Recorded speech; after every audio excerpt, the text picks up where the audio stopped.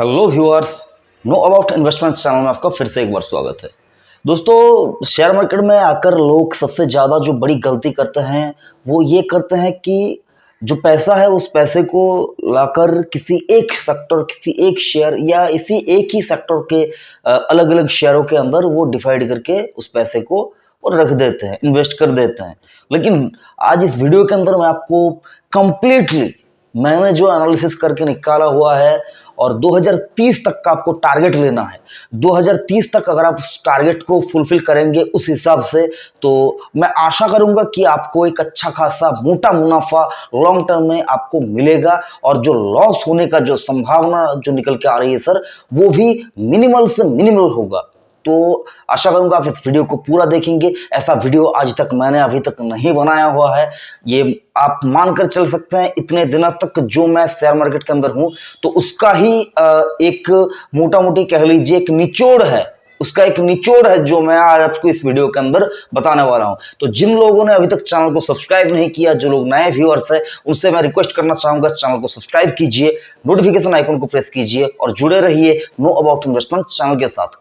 तो दोस्तों, यहां पर जो सबसे पहले आपको सेक्टर समझना होगा कि इंडिया के अंदर आज की डेट में जो लीडिंग सेक्टर्स है वो कितने हैं। तो मोटा मोटी यहां पर अगर आप मेरे से पूछेंगे, सवाल पूछेंगे, तो मैंने जो यहां पर रिसर्च निकाला हुआ है सर, वो 13 सेक्टर मैंने निकाला है। 13 सेक्टर, उन 13 सेक्टर के अंदर अगर आप पैसा लगाएंगे तो ये मतलब मानकर चल सकते हैं कि बहुत ज्यादा संभावना है कि आपका पैसा डूबेगा नहीं, बल्कि आपको पैसा यहां पर रिटर्न में मिलेगा। आप बार बार सोचेंगे कि मैं आपको पैसा डूब जाने की बात यहां पर क्यों कर रहा हूं, क्योंकि सर देखिए, स्टॉक मार्केट की ऐसी जगह है सर जहां पर पैसा ज्यादातर लोगों का डूब जाता है। ये मिथ जो है ये बैठा हुआ है पिछले कई दशकों से। तो सर लेकिन आज आपको पैसा डूब आपका नहीं जाए, इसलिए ये वीडियो बना रहा हूं। तो पूरा एक बार आप बात को समझ लीजिए। मेरे पास ये पूरा सीट है जो मैंने आपको यहाँ पर पीडीएफ के अंदर भी आपको मिल जाएगा, आपको पीडीएफ में भी यहाँ पर मिल जाएगा। तो मैं सर यहाँ पर आपको बस बताना चाहूंगा, जो यहाँ पर मैंने कुछ सेक्टर सिलेक्ट किए हैं, 13 सेक्टर के मैंने आपको नाम बोला कि 13 सेक्टर आपको यहां पर चेक करना है कि इन 13 सेक्टरों के अंदर ही आपका पैसा जाना चाहिए और उस सेक्टर के अंदर किसमें कितना पैसा जाएगा ये आप अपने हिसाब से डिसीजन लीजिएगा। देखिए सर, मैं आपको पहले ही एक डिस्क्लोजर, डिस्क्लेमर जो भी आप कहे, आपको मैं एक सावधानी, चेतावनी जो भी आप समझ लीजिए, वो मैं आपको बताना चाहूंगा, देना चाहूंगा। ये जो रिसर्च मैंने किया है ये बस एक एडुकेशनल पर्पस के लिए है। आपको ऐसा नहीं है कि इसके हिसाब से ही आपको पैसा लगाना है। आप समझिए, सुनिए सबकी, लेकिन जो करना है वो आप खुद से अपने हिसाब से डिसीजन लीजिएगा। तो बस मैंने जो यहाँ पर रिसर्च करके निकाला हुआ है वो मैं आपको समझाना चाहूंगा, एक बार समझ लीजिए। एफएमसीजी सेक्टर, देखिए सर, हमारे यहाँ पर अगर आप इंडिया के अंदर बात करें तो सबसे ज्यादा जो नेसेसिटी वाला जो कंज्यूमर मतलब एक सेक्टर है वो सर कंज्यूमिंग ड्यूरेबल्स में के अंदर एफएमसीजी है। तो सर एफएमसीजी को मैंने वेटेज दिया है 15% का। तो अगर आप 100 रुपया लगा रहे हैं मार्केट के अंदर तो आपको 15% वहां पर एफएमसीजी के अंदर आपका पैसा जाना चाहिए। और मैं ये सर आज की डेट के हिसाब से बता रहा हूं। आज की डेट के हिसाब से मतलब आज है 17 दिसंबर 2023, दिसंबर के महीने को मानकर चल लीजिए आप। 17 दिसंबर को मैं ये वीडियो बना रहा हूं और 2030 यानी कि अगले 6 साल के लिए आपका ये प्लान होना चाहिए अगर आप इस बात को समझते हैं तो। एफएमसीजी को मैंने वेटेज दिया है 15% का। और आप अब ये आपके मन में ये सवाल आएगा कि सर 15% तो हम लोग वहां पर एफएमसीजी में लगा देंगे, लेकिन शेयर कौन सा होना चाहिए। देखिए सर, एफएमसीजी के अंदर इंडिया के अंदर बहुत से शेयर है जहां पर आप पैसा लगा सकते हैं। मैंने यहां पर जो आपको नंबर ऑफ शेयर बस आपको यहां पर मैं बताऊंगा, कोई कंपनी का नाम तो मैं नहीं लूंगा। 4 से 5 शेयर आप एफएमसीजी के अंदर अपने पोर्टफोलियो में रख सकते हैं। उसके बाद आता है सर एनर्जी सेक्टर।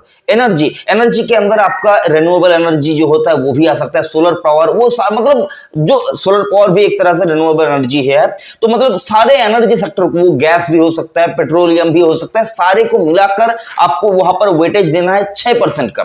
6% आपका पैसा जो जाएगा 100 रुपए में से वो आपका जाएगा एनर्जी सेक्टर के अंदर और यहां पर भी 3 से 4 शेयर आपके पोर्टफोलियो में होना चाहिए। उसके बाद आता है दिग्गज आईटी सेक्टर। वहां पर आपका जो पैसा जाना चाहिए दोस्तों, यहां पर 10% का जो आप एसेट एलोकेशन कर रहे हैं उसमें से 10% आपका जाना चाहिए आईटी के अंदर, और उसमें भी आप 5 से 7 जो स्टॉक हैं वो आप यहां पर रख सकते हैं। 7 कंपनी के स्टॉक आप अपने पोर्टफोलियो में रख सकते हैं। उसके बाद आता है हेल्थ केयर।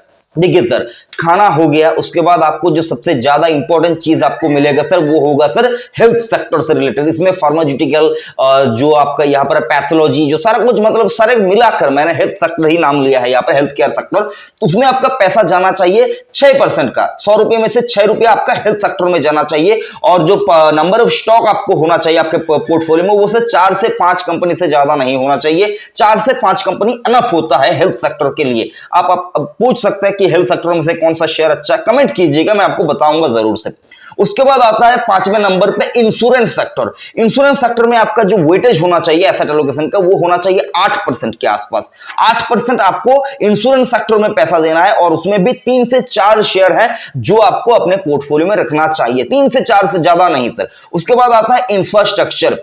देखिए सर, डेवलपिंग कंट्रीज का सबसे ज्यादा जो यहाँ पर रोल रहता है ग्रोइंग के लिए वो इंफ्रास्ट्रक्चर से ही आता है। तो इंडिया के अंदर बात करें इंफ्रास्ट्रक्चर में, आप जो अपना एसेट एलोकेशन कर रहे हैं उसमें 7% के आसपास आपका जो पैसा जाना चाहिए वो इंफ्रास्ट्रक्चर में जाना चाहिए, और यहां पर भी 4 से 5 शेयर ही, 4 से 5 जो कंपनी है वही आपके पोर्टफोलियो में रहना चाहिए। उसके बाद जो 7वां जो सेक्टर है वो है banking sector. Banking sector so एक बहुत ही चाहिए सेक्टर है, इसका तो डिमांड रहेगा ही रहेगा, आप कुछ भी कर लीजिए।